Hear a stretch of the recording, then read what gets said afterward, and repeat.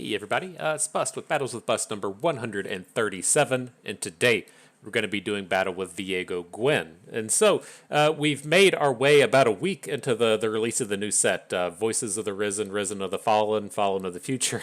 I, for the life of me, cannot remember the name of this set, but it's the Evelyn set, the Gwen set, right? And so as the meta is kind of shaping up with the release of the new cards, I think everyone can pretty much agree that Evelyn has been a bit of a dud. I think everyone can agree that Kaisa has been the most successful champion out of the set, and then we're left with Gwen. And Gwen, she isn't bad. I just don't think she's quite found the home that she's looking for yet. And I think she's, a very interesting champion. She's seen play in aggro decks. One of the top performing decks right now would be something like Gwen Elise. Just she's slotted right into these kind of classical burn style aggro decks. But she's also seeing some usage with the likes of, say, Annie, as to where you can now play Annie-based control decks with Shadow Isles, and then Gwen fits in a little bit with the skill show up kind of theme.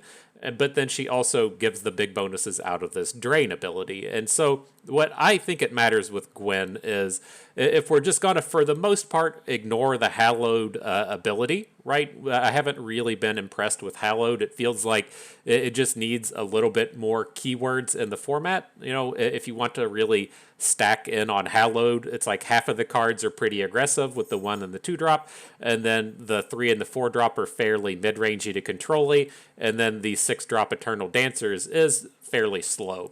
And so it feels like it's not a bad ability. It just needs a little bit more help in terms of card quantity, right? It's a new keyword out of a new set. Just a ton of it hasn't been printed. And so that starts to bring the questions to us is like, well, if we're not chasing after Hallowed, why are we still playing Gwen? And I think that really comes down to the Drain ability. And this has been surprisingly strong. And so I think if we're looking at a champion in terms of, am I willing to play this, make our opponent react to it, and then potentially drain our opponent for like 4 or 6 health, and then that 4 or 6 health really buying us time to get into the mid game, into the late game? I think it's pretty, reasonably strong. I think it's safe to say that Gwen can, effectively and virtually kind of combined gain you the course of like 8 or 10 or 12 health across the game. If you assume that, say, we attack with Gwen, opponent puts like a random 3-2 in front of her. That unit's now gone. We've gotten the single drain in, and then the next combat rolls around.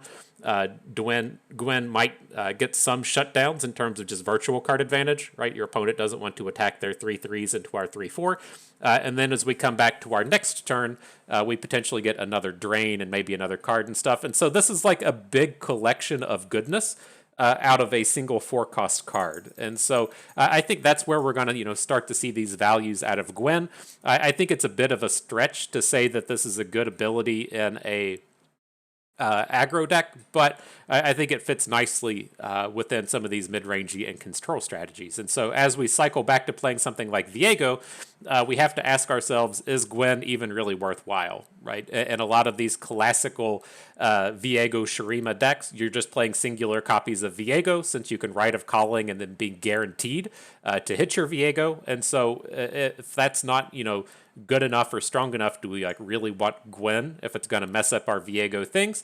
And then the other kind of question is, Viego was strong enough with, say, like the Deserters. And so would we rather just be playing Deserters, or does Gwen fit in with that kind of idea? Or does she also just, fit in nicely enough here with Viego? And so lots of questions just around with Gwen, if she even belongs in a deck like this. But with the way the meta has currently shaped up right now, with like the most popular deck being tokens, tons of just burn decks everywhere, that's what really kind of led me to coming into this particular configuration of cards. And so I'm really looking to just slow down the game a little bit with drains. So if you take a quick peek at the archetype list real quick, we're going to have the Gwens with the drains, we have the Vile Feast with the drains, and then we're down here also playing what's your name? Ghostly Paramours, the new Hallowed Lifesteal unit, just as ways to get units on the board, stall the game out a little bit until we can just let our gigantic cards take over.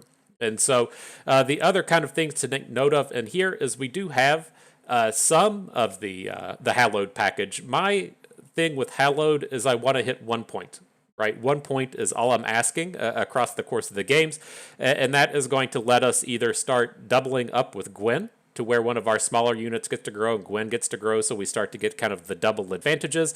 And then with our single copy of Eternal Dancers, if it has 4 attack, we can start using it to bring back Ghostly Paramours. And so I'm not sure if we'll get to bring up this entire package of cards today, but that's the kind of idea. We don't really want our Eternal Dancers to have 5 attack, since it starts bringing back things like Merciless Hunters. We don't really want it to have 3 attacks, since it only brings back things like Treasure Seeker and Aspiring Chronomancer.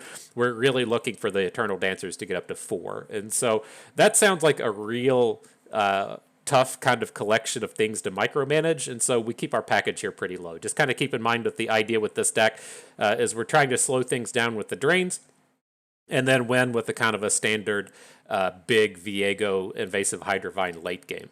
Now, the last kind of card to call out here is we're playing Formal Invitation. This one is a little bit more high rolly in terms of the card draw. I don't think it's better than Glimpse Beyond, but I do think it's better than Spirit Leech. I really don't like playing Spirit Leech. I think the times when it's great are fairly non-existent. The times when it's good, you're okay with, and then there's a lot of times to where it's just bad. And I think the times to when Spirit Leech is just bad are much greater than the times when Formal Invitation is just bad. And so we do have some odd hits in our deck with this, right? If we hit a Vile Feast Spiderling, that kind of sucks, but the remainder of our targets are pretty good. If we're hitting Treasure Seekers and getting another generation of Waking Sands, that's completely fine. Chronomancers are fine with the additional predicts, and then we can start doing stuff, say, like, what if we get to return a Camaveran Soldier? That's a pretty big piece of card advantage with it generating the Encroaching Mists. And then if we do hit the Encroaching Mists off of the Ghastly Invitation, what is it called? Formal Invitation. There we go.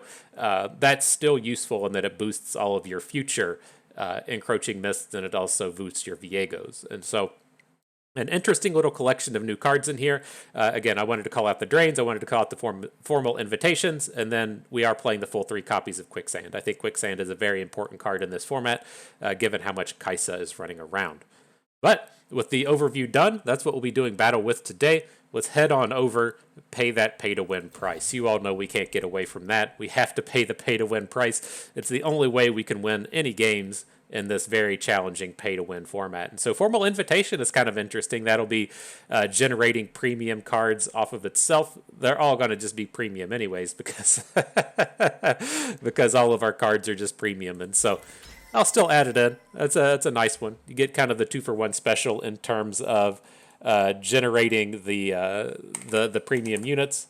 And I think that will be a well-deserved addition to our deck. And so let's get to battle. Playing with the snake.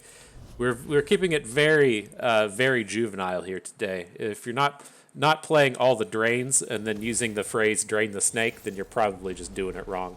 That's that's teenager speak for urinating. And so we're very very adult here, very mature. Let's see if we can say drain the snake a few times throughout the course of the video. All right. We're up against old Viego Zerath here. I would assume this is something trying to take a little bit advantage of the new Manifest Landmark thing. I've played with the Manifest Landmark thing a bit. I haven't been really impressed with it outside of using it with Zillion.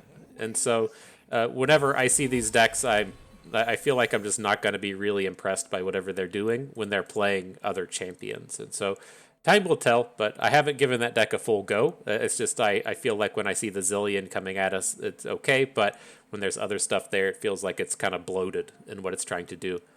But here, I don't really want any of these. We already have a Rite of Calling. I don't need Quicksands in this match. Glimpse from Beyond is a little early, so we'll just give up on the Predict. Hope for a good draw off of the top. Turned out it's Glimpse Beyond.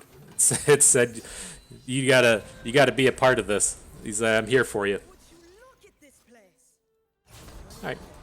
Then we'll just trade out. He's gonna put the Rock Hopper in front of the Camaveran Soldier. That's fine. Just get in the damage where we can. Get back around to the next turn.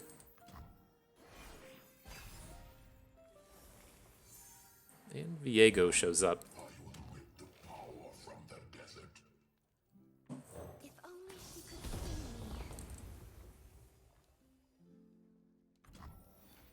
Alright, reasonable enough. It's a little scary for Gwen. We don't have the capabilities to get her directly into combat, but picking up Vile Feast is kind of nice. But we have to like stop and ask ourselves, how invested do we want to get in this unit? And, you know, probably not that much. I think it's probably safe just to go ahead and get Viego going. His deck's just not going to interact well with him. So we'll have to leave Gwen at home today. That's fine. We haven't lost any health anyways this game. But now we can attack with our big boys here and see if we can't get something going.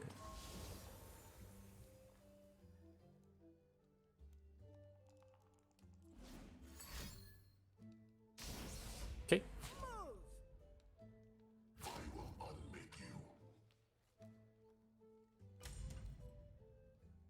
Says no thank you. I don't want to give you the encroaching mists.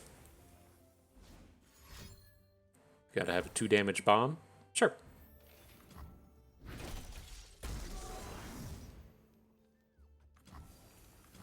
Not bad.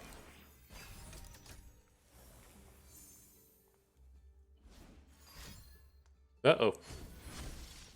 Xerath's ready to pop off. We don't have, like, great ways of interacting with him at the moment. We can do some card draw and see what turns up, but he's a little bit worrisome here. I guess the new question would be, do we want to just say, like, Rite of Calling as a way to just try and search up a champion?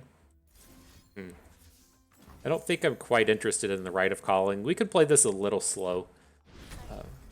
See if we can't pick up a Vengeance at some point. Doesn't turn up.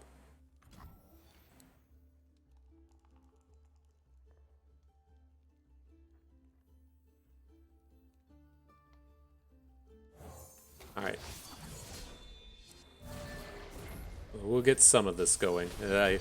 It's unfortunate to have his Xerath start popping off, but we're only playing 2 copies of Vengeance. I don't think we're going to be super likely to pick those up.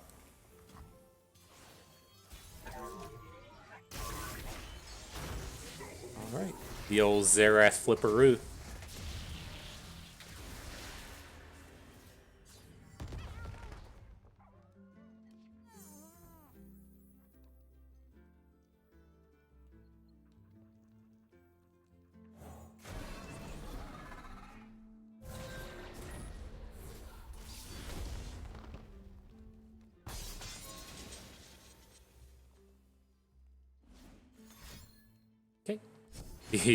The Earths have unraveled. We got this fresh unit on the board for him to just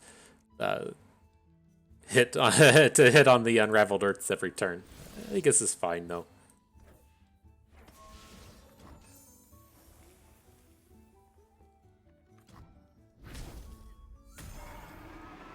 Viego ready to party. I mean, our dudes are gigantic, right? It's pretty... Seems pretty safe here. Rip Gwen. Not enough to rip our encroaching mist still.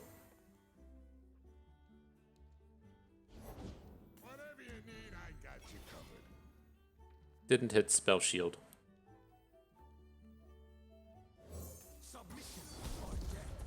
Okay. So he can cause like some problems with his hex tech thing, like if he tries to blow up, but man, this it seems like we're just not caring whatsoever about what he's doing.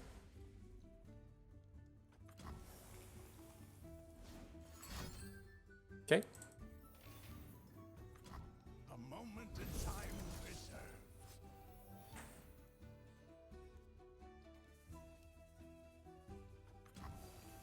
Alright, we can bank up this mana. We have a pretty strong turn coming up next round, and so we can just play it a little slow. He's out of these dumb cards that are gonna just start immediately dealing damage. Such a collection of abilities on the arsenal.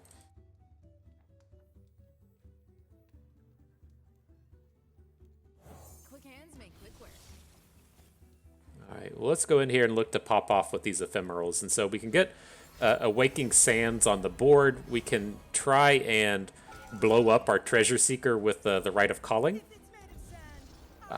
Starts to get us reasonably far ahead with these encroaching mists, and then as long as we keep 5 mana behind, we can still look to Vile Feast the Arsenal to pop his shield, and then Quicksand him in combat if we need to.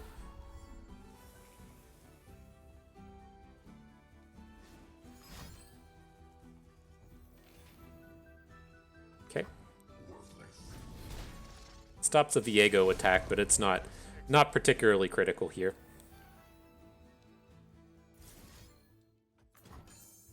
He's definitely going to do that whole Flipperooski thing this turn.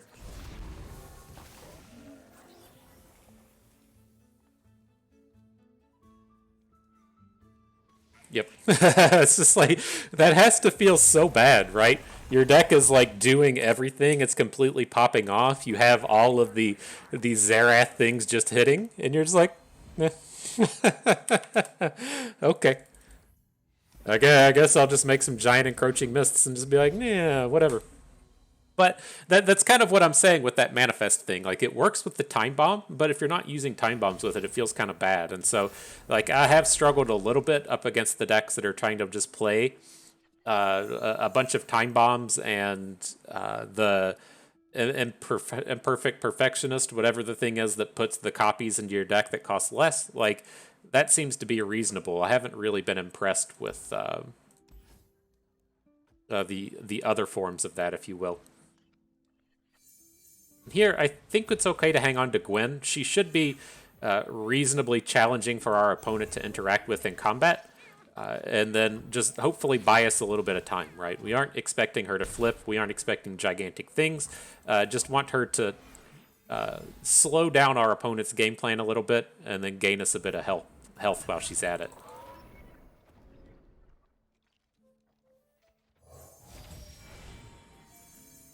We want any of this? I like the quicksands here, but it's like our hand needs a little bit more power. Let's take it. It's probably the safer play. If it's like the way I'm kind of envisioning this is we can put damage on this dum-dum, that's fine, and then we'll pick up the quicksand and then just bank all of the mana and then follow up with Gwen on turn 4. Kind of the idea we have with this. We still can try and Vile Feast down the Broadwing if it's gonna appear to be scary, but I'm mainly interested in the quicksand.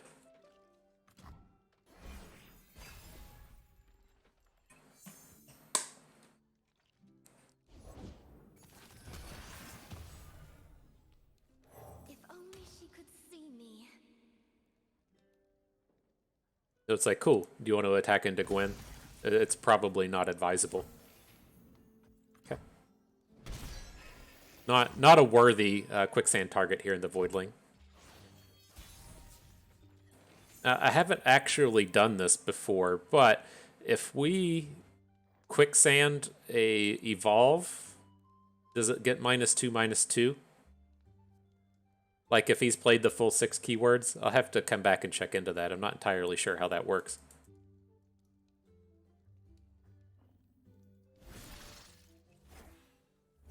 Okay. Well, let's start with this and see where it gets us. We got to be like a little careful in how we spend our spells here, given that we have this formal invitation and we don't want to pick up Vile Feasts and don't want to pick up Waking Sands. But I think these are going okay.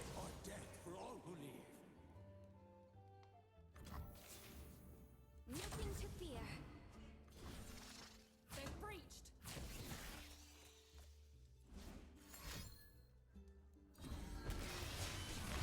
Guess we're gonna find out how that evolve works. I mean, it's a positive keyword, right? Let's find out.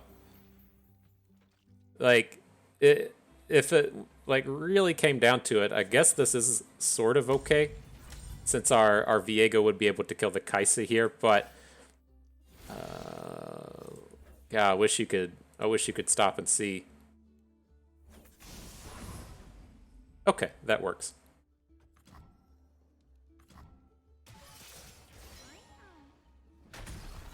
I'm surprised I've gone this far and haven't run into that interaction yet.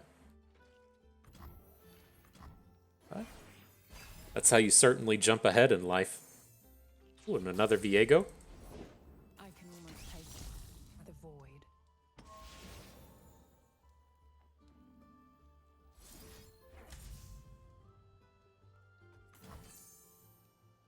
I think it's safe enough to just go ahead and try and pop her. Rip. Nice. So that was like a little dangerous. The way I was kind of thinking about that turn is if he gets to attack with Kaisa, then he just gets a free kill onto our Viego.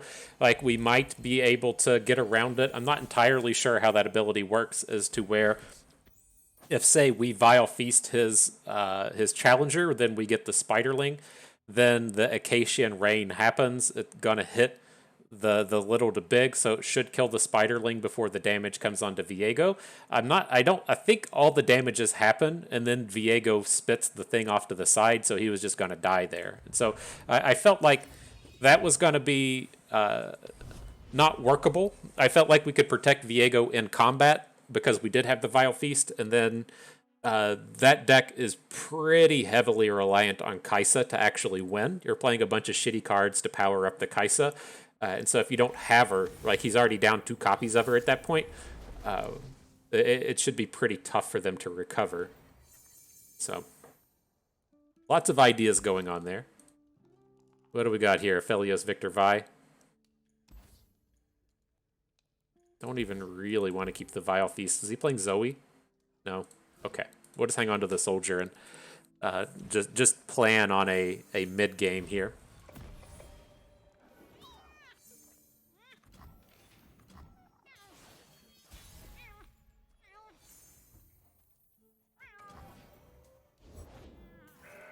Totes McGoats.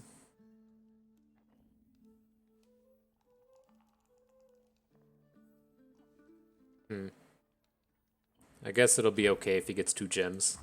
But it's like, there's a couple of like things here. It's like, when are we ever going to get a better Vile Feast? Right? There's not a ton of units in this deck that are Vile Feastable. And so that feels kind of meh. But I mean, I guess the Pharaoh's Fancier is Vile Feastable, but it doesn't feel very good. There's not a lot of units that you really care about. That's why I stopped to check if he was playing Zoe. There are things that you can target, but you can't hit like Boom Baboons. You guess you could. Well, I guess you can't hit Boom Baboons. You can't hit Flame Chompers. It's probably a little better than I'm giving it credit.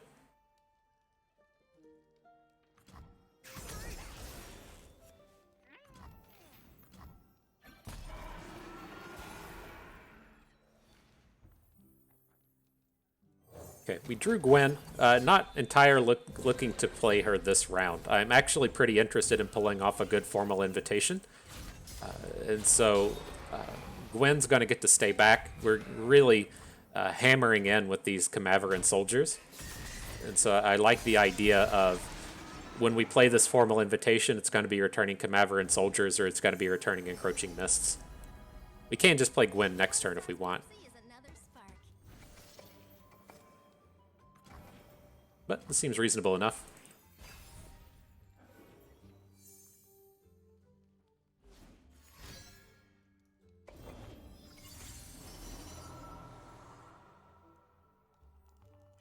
As darkness falls, the moon rises.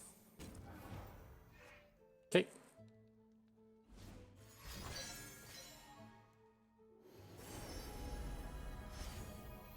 So now our Spiderling should be safe. I doubt he wants to come in and hook our Spiderling to put the Viego boosts on the board.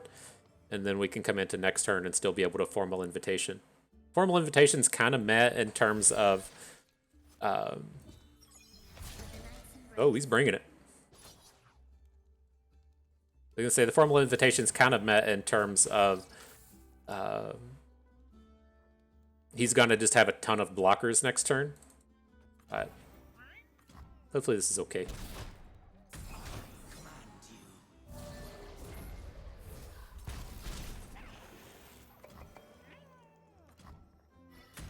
Non-zero chance we... Oh, I guess there's probably a pretty close to zero chance we get him to block with Aphelios.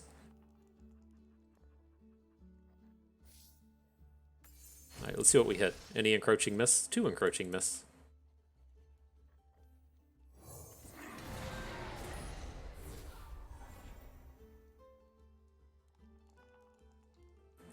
All I'm thinking with this is we need to get kind of prepared for a Winding Light turn next turn. We have the Quicksand to get through a lot of it. Feel pretty safe with everything now. Let's just add Gwen.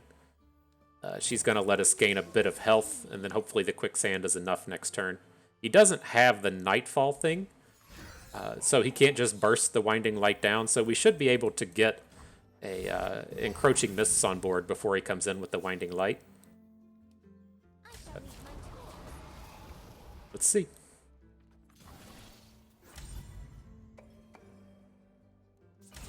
You're interesting. No Pale Cascades into Gwen. Is this the Pale Cascade?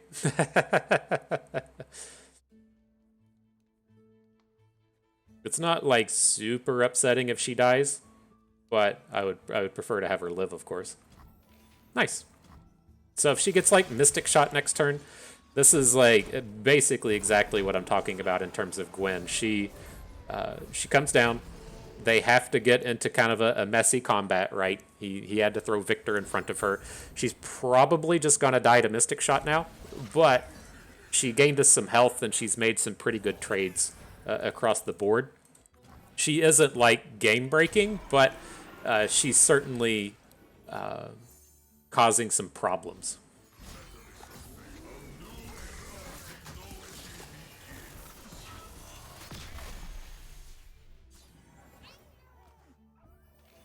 Alright, he's got a Victor flip. I want to go ahead and Vile Feast one of these Daring Poros, because if he now follows up with the Winding Light, we're not going to be able to kill it.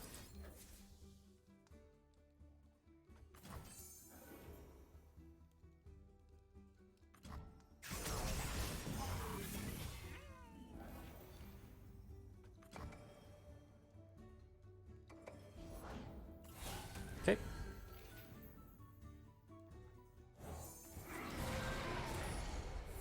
Enjoy.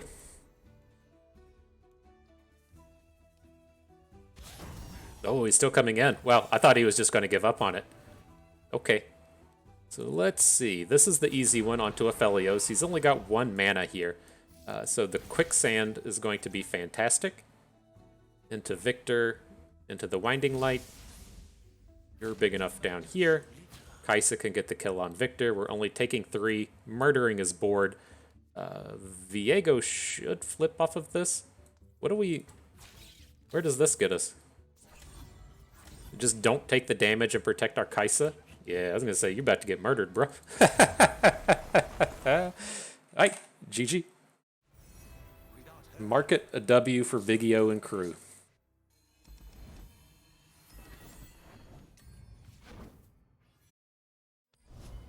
Right, next battle. I know y'all were sitting there wondering, hey, Bust, how's the weather out there in Kansas City today? I'm glad you asked. Glad you asked. We've been having a fucking heat wave. It's miserable. Step outside and it's just 90-some degrees.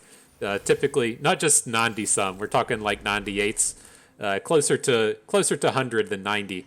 And it just sucks. It sucks so much. Like I don't spend much time outside because, you know, why would you do that? But it's been pretty miserable just in the small amount of time I do, and so finally rained. As you get to be boomer age, and if you get to be a homeowner and stuff, you like look outside and all your grass is dead. You're just like, fuck, this looks so shitty. now my big new thought is man, is the grass going to grow back, or do I have to spend like $400 on a bunch of grass seed? Can't wait to find out. But alright, I'll quit talking about boomer things. This game's getting ready to start. This is one of the decks I was talking about. It's Elise Gwen. I'm not entirely convinced that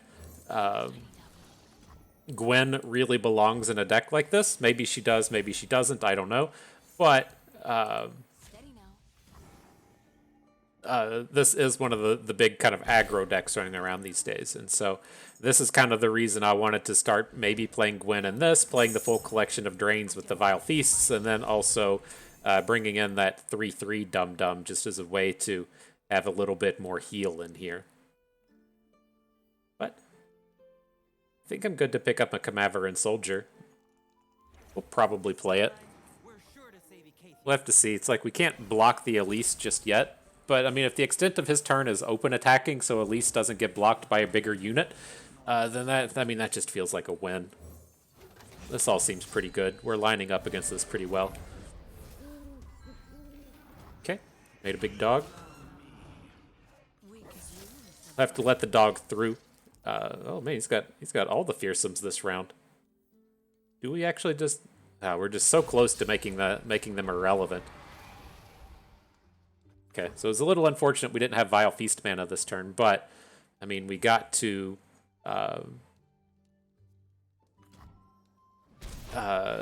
still block one of his bigger units.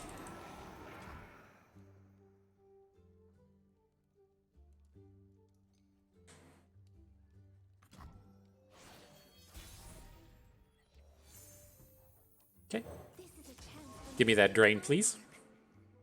Drain the snake, if you will. Bring that health back into our life pool. Come on, bud. And so here, I'm not attacking with everyone. Opponent has a deck that's very good at just getting wide. And I feel like if we come in and start making a bunch of attacks here, he's just going to be able to refill his board. And so we'll give him like one more turn here. Like I assume next turn we'll play like a Chronomancer and a Vile Feast or something. But what gets to be kind of disastrous for us is if we let a bunch of these turns kind of just happen, as to where we make a bunch of trades, then we add one unit to the board, and he adds 3 to the board. So he has 2 units that we don't have an answer for anymore. Trying to avoid that kind of scenario. Right, Chronomancer in. We've already got a Viego. Don't really need a Rite of Calling. I'm leaning towards the Merciless Hunter here, so that we can look to Merciless Hunter down his Gwen. So I think that'll be okay. If we spend our Vile Feast in this combat, then we're not going to be able to Vile Feast down Gwen on the next one. So let's stop and analyze how we want to handle that. Then here also, we can try and get Gwen into combat, but she's just going to flip next turn anyways. I think this is all fine.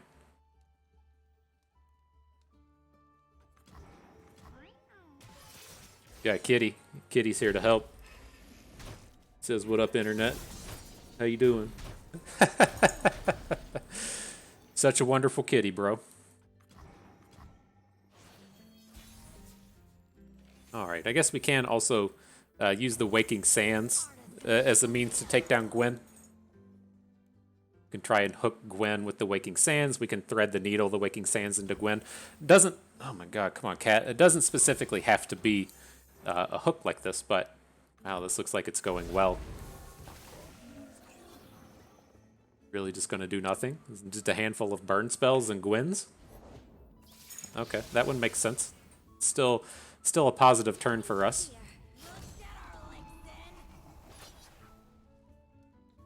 If he wants to play a Noxus Blast here, we'll look to thread the needle or Sandstone Charger into Gwen.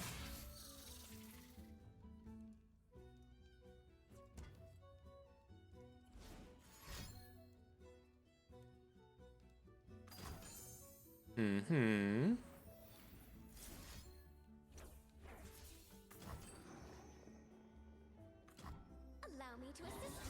Right, not bad. I would assume with his no block with the Frenzied Skitterer, he might have another Skitterer in hand.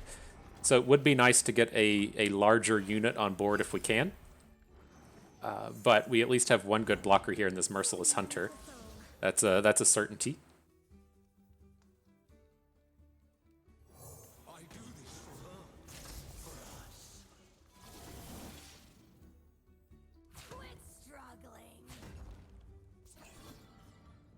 Viego survives this. We can just Ancient Hourglass Viego out of this combat if we need to.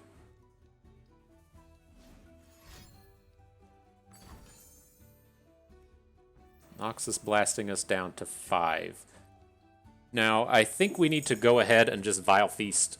This is going to... Wait, we may not have a target. Well, we can drain our own units, can't we? But let's just go ahead and make sure we have that point of health.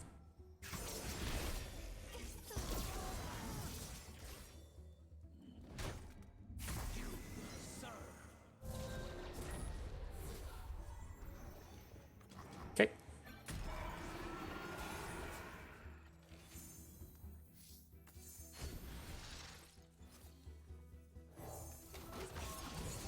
We should be getting pretty close to lethal here now.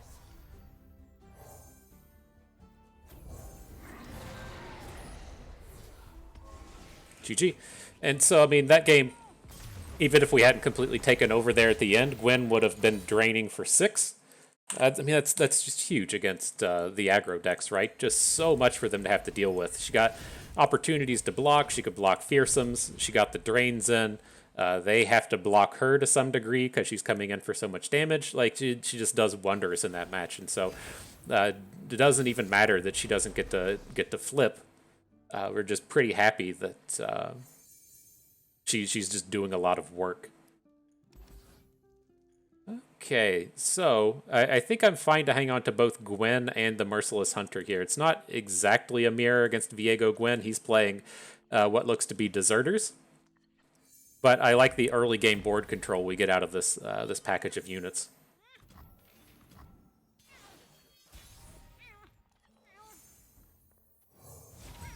Looking for interactivity with this. Ancient Hourglass should be good. When we look ahead, we know how to prepare.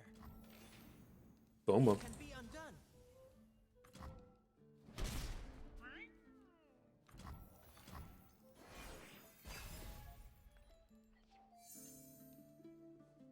You got any juicy targets for this Merciless Hunter? Maybe. I wouldn't call that juicy. Okay.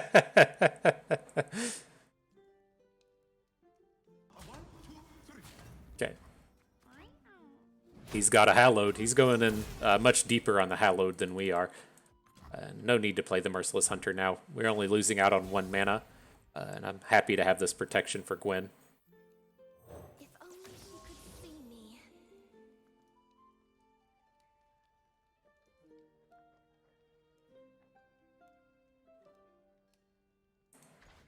The Ghostly Band.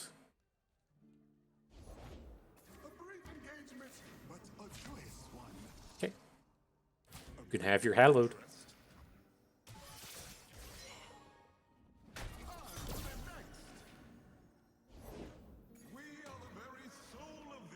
We're pretty safe here, right? We can take pretty reasonable chunks of damage without worrying about it. We have the Ghostly Paramours running around. I think we can look to drop a Paramour and then just trade and start at least getting some of the Hallowed things happening. Can block a Viego. That's fine. Do we even want to bother, though? Like, how do we spend our mana efficiently enough here? I'd like to Merciless Hunter as Viego as soon as we can. It's like, I guess if, like, at the end of the day, if this Paramour draws out a Quicksand, I think I'm happy enough with it. You lose the Hallowed through Quicksand, but I think this is okay. The dark beckons. I'm looking for someone. Okay, not bad.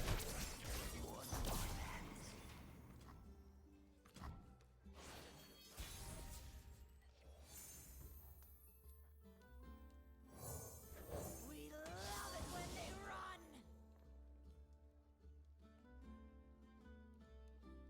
But we don't have to get, like, super involved with this turn. I'm really just looking at this one. It's trying to come in and take down Viego. Like, it kind of sucks if he has a Quicksand here.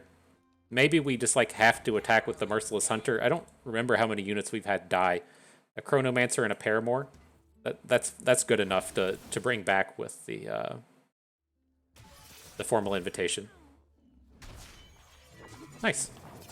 No matter their resolve, mine will be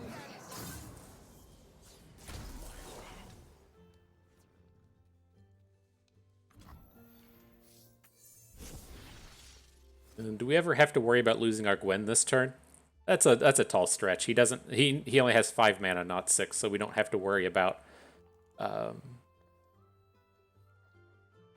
We don't have to worry about a vengeance. But I think I'm just looking to drop Hydrovines now.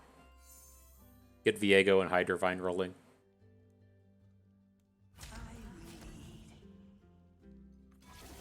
Quit struggling.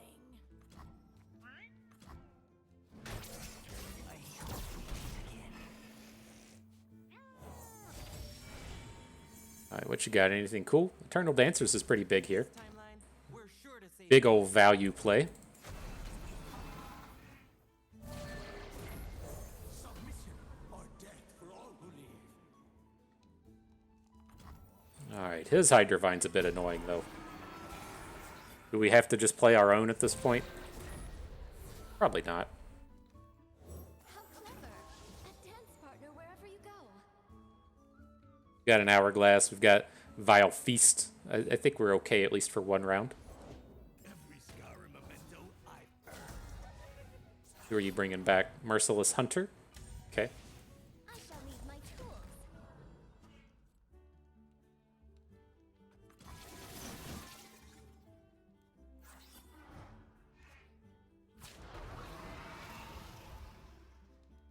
Something's gonna go a bit wrong here, right? But we can save something with the Hourglass. I feel a little bit better if he's blocking our Gwen with the Encroaching Mist. Because then we get to come down and Hourglass our Viego, but yeah, maybe this attack was not as advisable as I had hoped.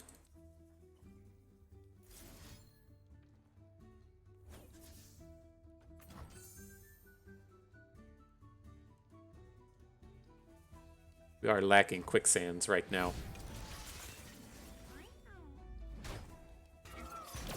But we do have Atrocity, the the eternal savior of bad boards, and so maybe that'll come through and take us to victory.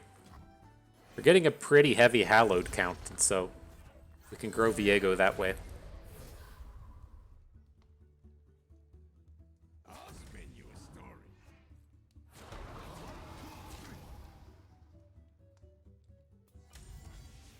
Is this too greedy? Should we have Vile Feasted last turn?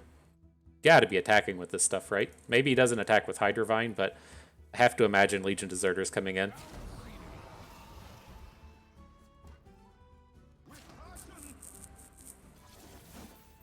It's not safe. You matter so little. Probably dead.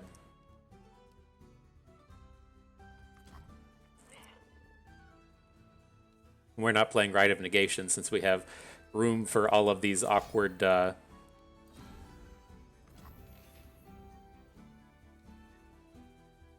since we have room for all of these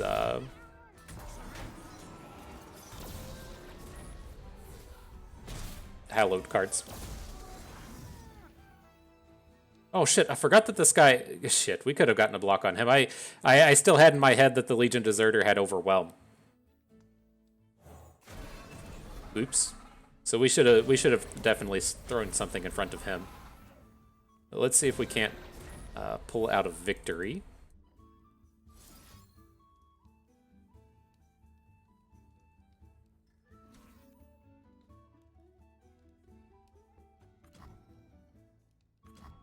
So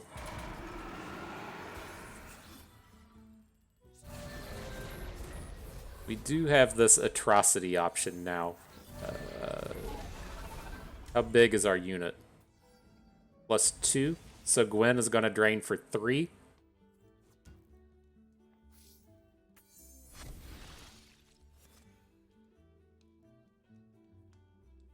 We need to get up to 10, which, well, we don't have to get to 10. We just have to deal more damage this turn, but I don't think we're going to be able to do it.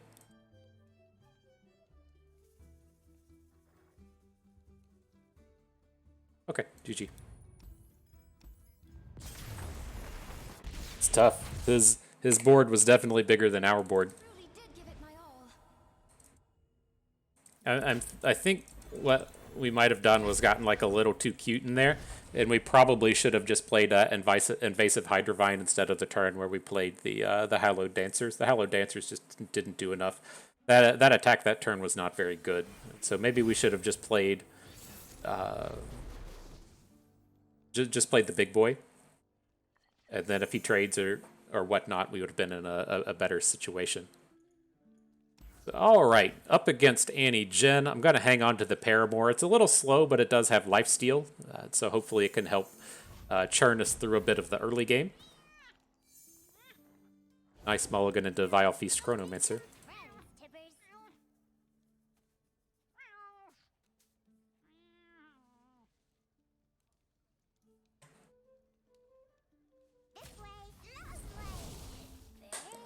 There you go. I was thinking really hard on that attack. Is it no mana? Only Annie on the board. Do I attack or no? He figured it out. Nice.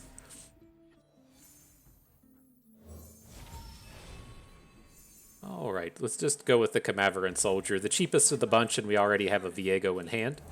I don't envision us playing it next turn.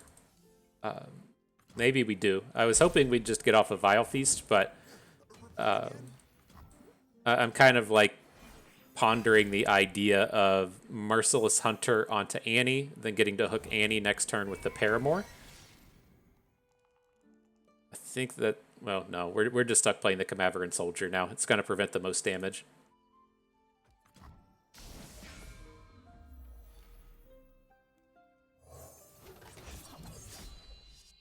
We just need to not die. So we'll be throwing both of the Encroaching Mists and the 1/1 in front of his Legion rearguards. Look to take 4.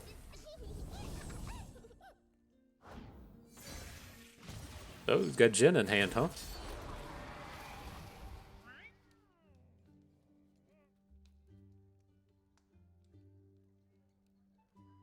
Let's see if this Ghostly Paramour does awesome things.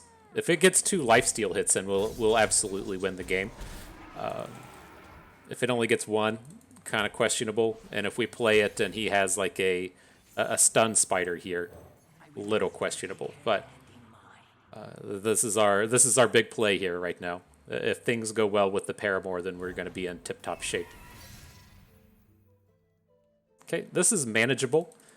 A Ravenous Flock is not. If he has the answer to actually kill the Paramour, we're going to be hurting.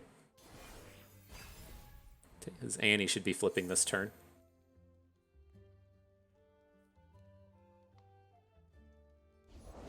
Let's get him, crew. What are the chances that we can pop this Annie with the Vile Feasts?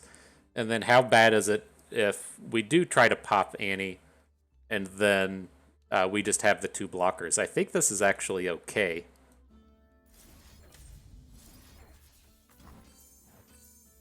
Right, the problem here is him playing a skill to flip the Annie. She's at 5 of 6, and then she doesn't die.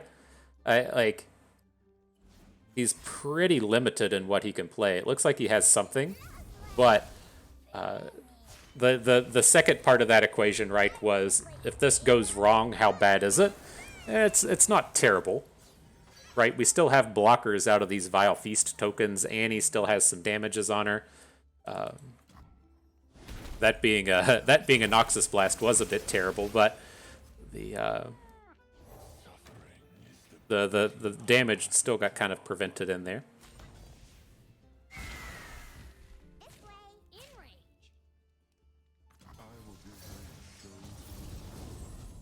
All right, is Jin doing dumb stuff to any of our units? It's like this was the one getting stunned. Go ahead and slap that in front of Jin. We need to prevent the damage from Annie. And then I think we'll go ahead and take down the Crackshot Corsair. It's technically like a 2-attack unit, so we can take it down.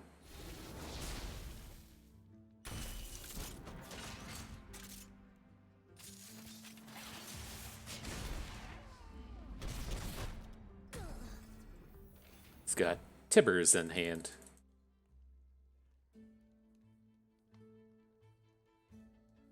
Tibbers is a little scary, but I mean, we should at least be able to get some hooks into Annie next turn and then still have a blocker. We just can't go tall this turn, right? We have to drop our Merciless Hunters. Arda's gonna make a meal of 'em. So I'd say like we hit Annie. Would not be surprised to see Tibbers come down right now. Ooh, it's gonna be something else. It's dropping Decimates.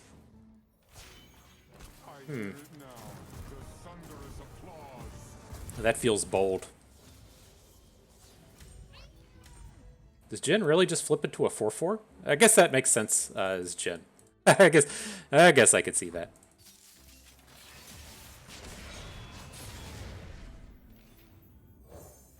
We love it when they run.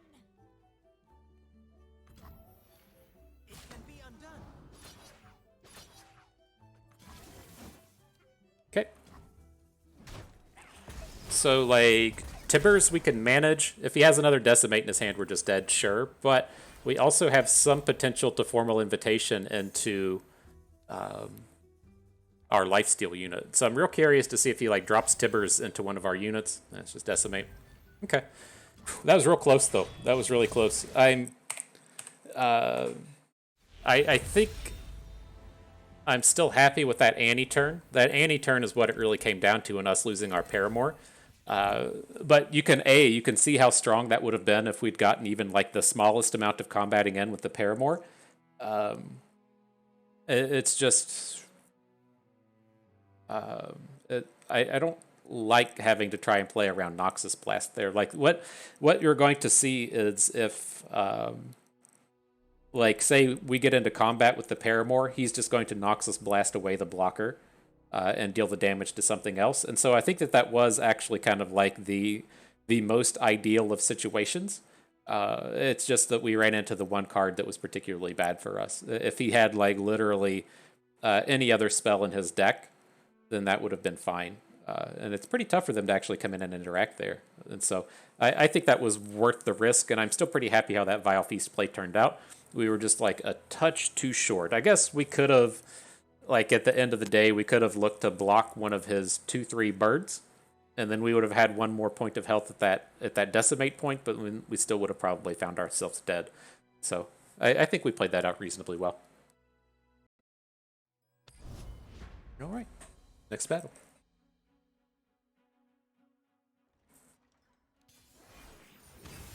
Who do we got here? It's Kaisa, right? Not used to that skin. What we got here? Kaisa, the Star Guardian. Drop that 18 bones, they say. They say I pay to win harder than Bust does. Let's see. I'm kind of... I don't like starting with Gwen. I think if we're playing like one of the more aggro-y matchups, we can do it, but we've got to find some of our cheaper plays here. Says, I'm here to party, though. Found a quicksand, always kind of nice.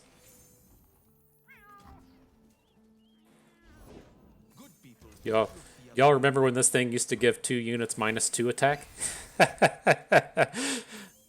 Everybody still plays it. Nothing stopped that. Nobody said, oh man, I'm not playing quicksand anymore. Arda's gonna make a meal of 'em. Alright, building up nicely. We'll recover this action chip with our Gwen. Got our quicksand mana all banked up. Seems like a pretty decent turn.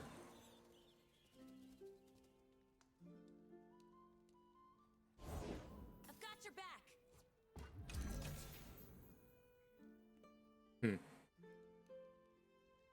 How much do we care about this stuff? Like, we can Vile Feast. Let's do this. Like, let's Vile Feast the action. Just go ahead and get this out of the way. If he has a shaped stone into our Gwen, then his unit, or into our Gwen, his unit's still just gonna die. Oh wow, he's all about this. We'll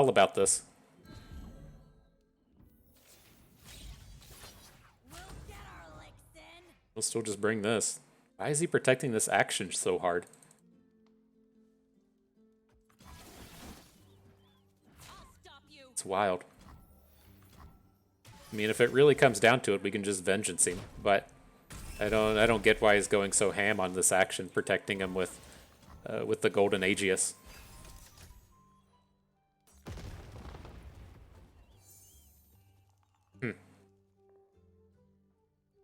stroke the beard, ponder the sitch. That's interesting.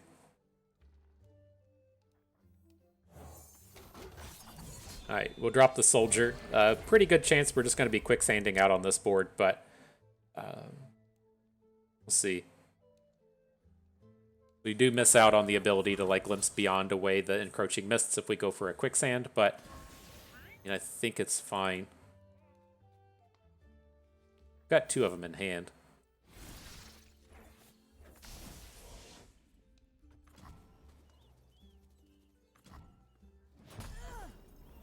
Okay, and now the thing to note with Gwen is she's gonna flip off of the drain. And so you attack, she drains, and then before she strikes, she's gonna be a 4-5 instead of a 3-4. So she's a little bit bigger than what she looks like once she actually gets into combat here.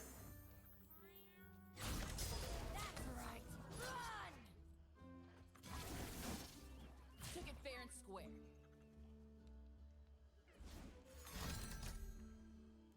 No. Just, no.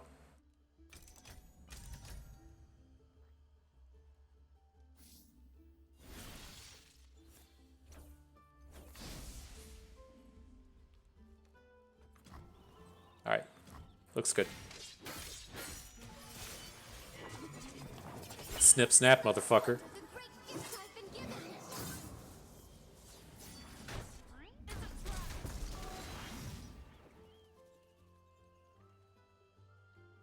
Good. He's only got 2 mana here, so I feel like we could probably just Chronomancer, right? We don't have anything else going on in our hand. We're only probably going to play 1 card next turn. I think this is okay. Lots of interesting choices. Like, I think Formal Invitation is kind of tempting, but I mean, realistically, in a spot like this, I think we just go for the Hydrovine. Like, let's say things go like absolutely perfect for opponent next turn. Like, what does that even look like? Is he gonna play like a unflipped Kaisa? That doesn't sound interesting. Is he gonna do stuff with action? Like, what's the worst that he could have happen to our board for 7 mana? It just seems like it's gonna take a lot of work.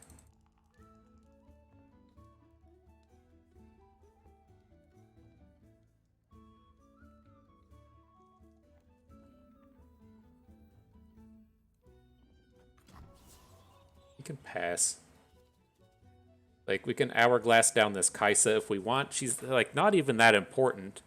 I hate to say it, girl, but I mean, we're at 20. We don't need the drains. He hits evolve, okay.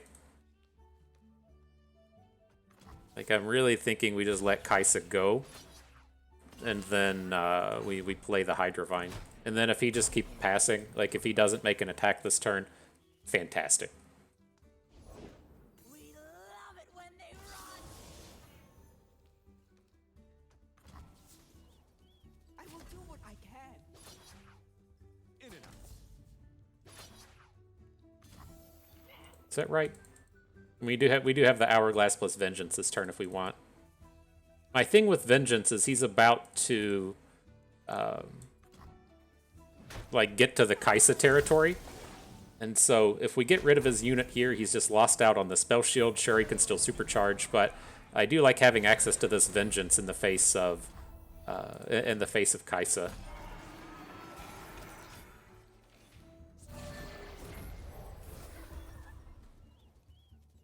Enjoy all these values, please. Please and thank you. Give it an enjoy.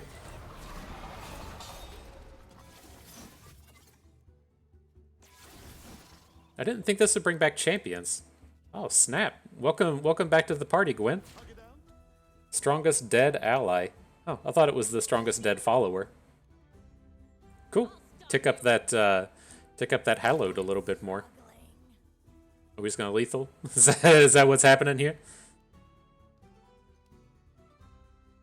Shield up. This one's a fighter. No closer. Alright, he's moving him around. Not enough. Cool. Mark it a W. Just a stitch in time.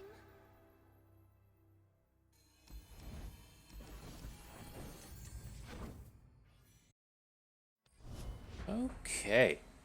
Final battle. Hope it's going to be an exciting one. Dude has Poro in his name. He's got to be playing. He's got to be playing Braum, right? All right. I assume this is got to be a fairly aggressive number coming at us. That's what you typically see out of Gangplank Sejuani's. And so I'll hang on to the Soldier. I guess I could see an argument for hanging on to Gwen as well, but I'd feel a little bit better if we just had another 1 or another 2 drop, since they can kind of get plunders for free just by playing a unit on the first and the second turn, and I'd prefer that not to be the case. Talk about getting plunders for free, though. Sending the parlays right at our bros. Ouchies. Hello, new best friend. Now we don't have anything to do? Oh, man.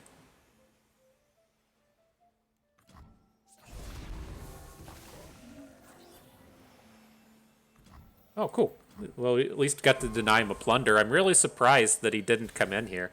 This should be a 3 Sejuani, 2 Twisted Fate, 1 Gangplank. I'm not entirely sure how that works. In Expedition, the champion with the most copies was over on the left, so he probably had 3 Sejuanis. I'm not entirely sure how that works here, though. We love it when they run. So let's see. I'm looking to just Merciless Hunter the Pool Shark, so that we still have a blocker for next turn. If he has like a Make It Rain or whatever to kill our Merciless Hunter after this, that's fine, I guess. But let's at least pick up a bit of value here where we can. And then hopefully our Gwen and our Ghostly Paramour will be enough to pick us back up in health. And so we're going to like struggle here a little bit. Like the Sejuani flip is going to be a real pain. Quit struggling. But I think we can reasonably recover here, at least in terms of health.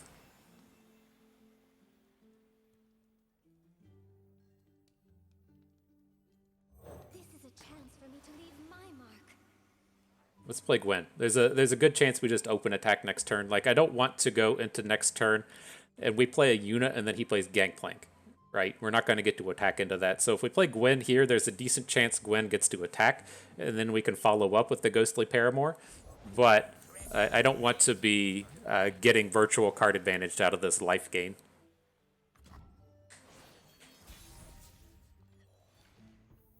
What a joy. My life or theirs. See, that's the power in Gwen, right? It's not a big like tide turning kind of thing, but she dealt 5 damage. She gained us 2 health. He had to stop and consider if he wanted to block with his Mirai Warden.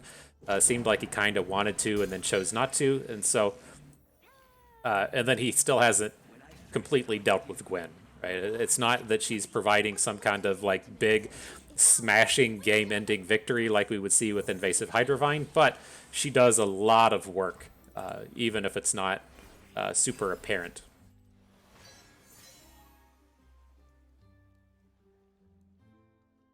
I have a Sejuani come and drop the booms onto Gwen. Sad day. Carved from the savage cold. Okay. So he's definitely getting the Sejuani flip this turn. Not anything we can do about that. Do we want to say, like, Glimpse Beyond Gwen? Like, if we add Camaver and Soldier for 2 units, then we can Glimpse Beyond Gwen? I think that feels pretty safe. So ideally, his only good attack this turn is going to be the Sejuani hook into Gwen. Like, his other units can't even kill her.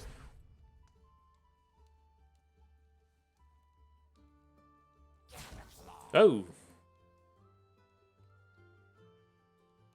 Captain's orders. What is this? Is this an ice shard? Okay. I'll take the bait. Got a lizard and a shovel. At least this way, if it's an ice shard, we do lose most of our units, but we still get to keep our Paramour. That's the big one. Oh shit, is he gonna... Oh, he's not dealing any damage after the Sejuani... Oh! How did he... Oh, the Crackshot Corsair did the damage. Oh, that was kinda shitty. Alright. It's not the end of the world, but that didn't go how I wanted it to.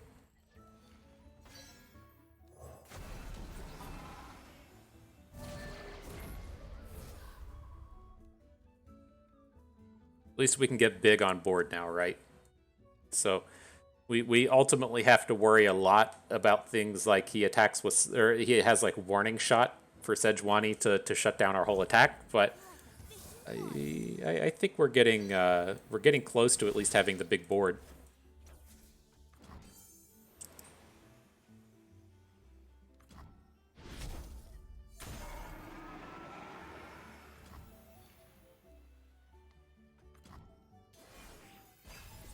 We are going to have to worry about that Crackshot Corsair hit weakening all of our units again. But, I mean, at this point, he has like 2 units that we actually care about. And so it's not horrifically bad that we're going to like get into combat and our units are just going to die off.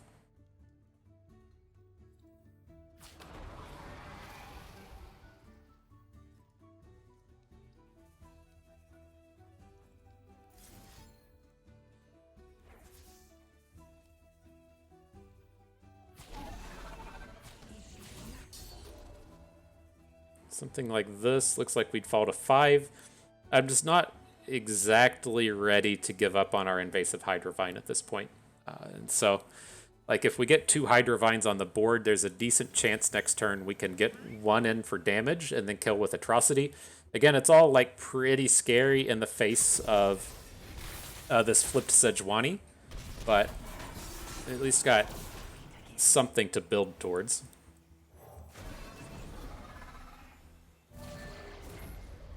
Right, we're a little bit worried about burn now, but we should just be generating a unit big enough to block Sejuani every turn. And so if we can get a little bit of heal, or if we can just like stall for a little bit, like we do have to worry about burn spells like double up or double shot, whatever the thing is that hits a unit for 2 damage and then 4 to face. Like, that would be a problem. But we got Gwen to gain 2 health here. It's going to be a delightful trade. My queen. I shall need my tools.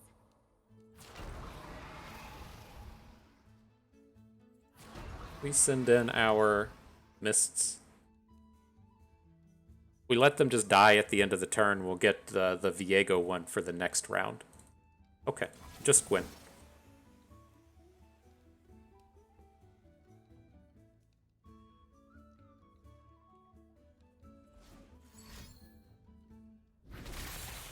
Prove your worth. Snip, snap.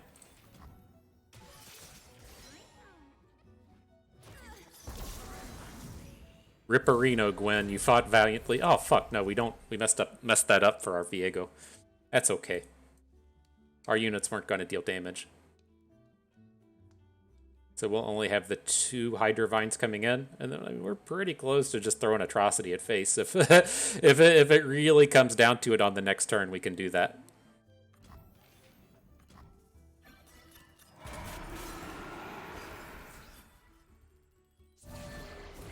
But right, this is what I was talking about, as to where he can come in, he can make attacks, but we can just block Sejuani. I don't care about these small units anymore.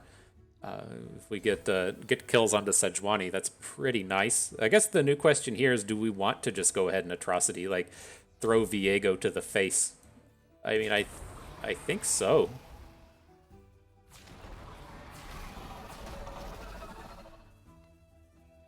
He's already played 1 warning shot.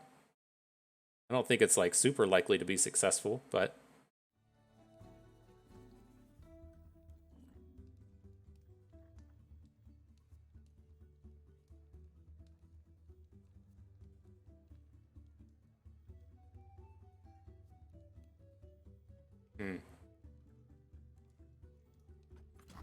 it's gonna let it go. I'm looking and thinking of like we can say play Formal Invitation. and then pick up Encroaching Mist this way and use that to flip our Viego. What a strange, wonderful world. He's going to be a little short this turn. Oh, is he going to have the double up? Is that what's just about to happen? Make it rain. Okay. Oh, he's almost popped this last Hydrovine.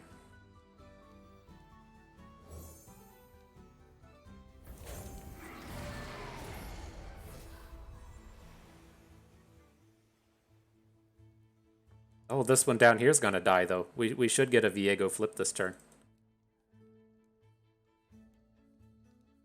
I missed this Hydrovine down here with the 1 health. Uh-oh. Uh-oh.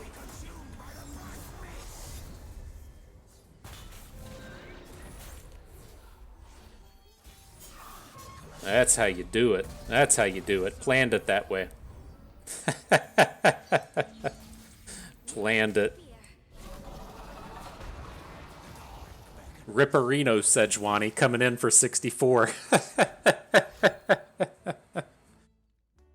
I guess we could have done this a little bit better with Gwen. I just got so excited with how the turn was going. I didn't care. Let's be real. I did not care.